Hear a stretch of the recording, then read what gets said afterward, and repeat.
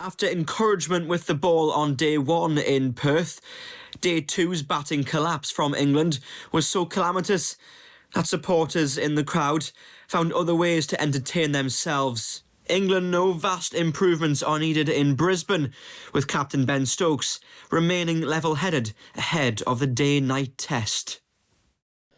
Well, we've been in situations where we have been behind series before, and it's our attitude that I think stands out, that allows us to move on to the next game through good and through bad. We're a very good team at, I think, dealing with emotions when we need to think about what we got coming up next. I'm a pretty level-headed person in terms of success and failure.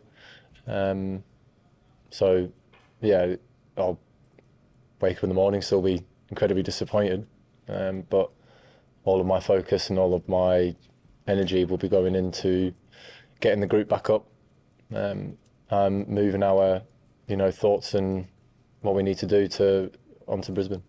Yeah, it's that's one of the things about leadership is obviously it's pretty easy when things are going swimmingly well to be able to move on to the next one, and it might be a little bit more difficult to do it when you're leaving with from a disappointment from a game to the next one. But that's the great thing about this role is that you have more responsibility than just out on the field.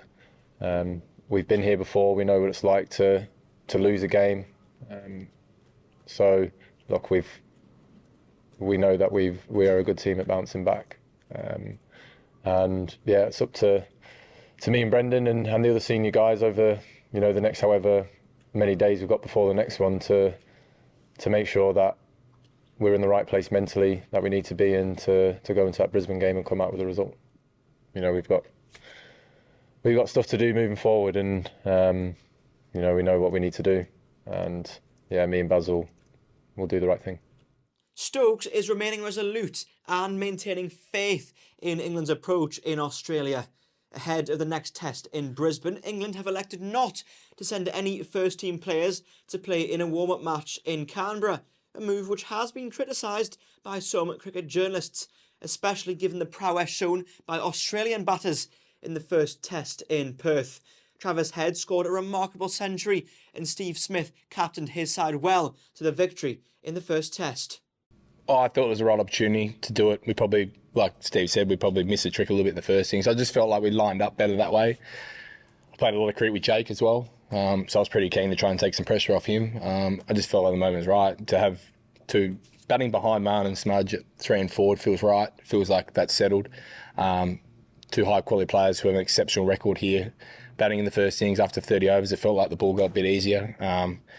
So to have two blokes, potentially if I could do the job with Jake, to have got two guys that average close to 60 in Test cricket to come in at that stage is pretty good. So I felt like everything lined up that was the right decision. They still had to make that decision, but I was pretty bullish around the fact that I felt like I could do it. Again, take some pressure off Jake at the other end, try and take some pressure off the guys behind me, and who knows if it was going to go well or not. But I was just pleased the way it started, and sort of when we got around that 40-50 partnership, it felt like it was right there for the taking, and felt like I'd set the game up pretty well for the guys behind me if it wasn't gonna continue on. We want to win every game, but they're a good side. They've played good cricket for a long time, and we know that the style of play that they have, they're going to have their moments where they come off and players are going to score quickly and get away from us at times. And I think it's just about being calm in those moments and trying to come up with plans to either slow them down or get them out, and a mixture of two at times. But yeah, look, they're a good side, and I'm sure they're going to come back hard. England will have to bounce back in Brisbane to avoid the series getting away from them completely. The question now is whether Stokes and McCullum elect to make changes to the 11 heading into the day-night test, and if they do, whether they work.